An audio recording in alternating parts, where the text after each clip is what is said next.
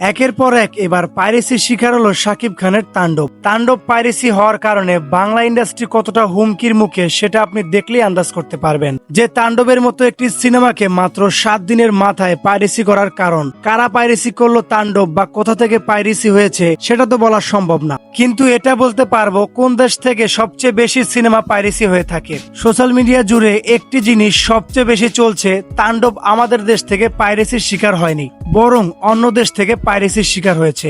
দেখেন 13 জুন থেকে তাণ্ডব ইউরোপ, আমেরিকা ও কানাডার অর্ধশত হলে কন্টিনিউ চলছে। তারপরের দিন ঠিক 14 জুন থেকে তাণ্ডব সিনেমার এইচডি ফুটেজ সোশ্যাল মিডিয়ায় ফাঁস।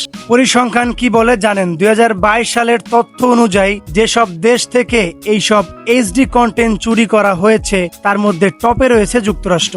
আমেরিকায় প্রথম 14 বিলিয়ন পাইরেসির সাইট ভিজিট করা হয়। তার মানে বুঝতে পারছেন তাণ্ডব সিনেমা আমেরিকা থেকেও পাইরেসি হতে পারে। শাকিব খানের বিরুদ্ধে বড় সড়ো করে একটি ষড়যন্ত্র চলছে। তবে মেগাস্টার শাকিব খান যেভাবে একের পর এক তার সিনেমা দিয়ে সিনেমা হলগুলো মাতিয়ে তুলেছে, সেজন্য অনেকেই হয়তো চায় না সিনেমা হলে ঠিক মতো ইনকাম করুক তাণ্ডব সিনেমা। এমনও তো হতে পারে তারাও তাণ্ডব সিনেমার এইচডি প্রিন্ট লিক করেছে। তাণ্ডব সিনেমার প্রডিউসার আলফা আইর মালিক মানে শাহরিয়ার শাকিল বলেছেন, সব সিনেমাই কম বেশি পাইরেসি হয়ে থাকে, কিন্তু এটা একটি ষড়যন্ত্র শাকিব খানকে নামানোর জন্য।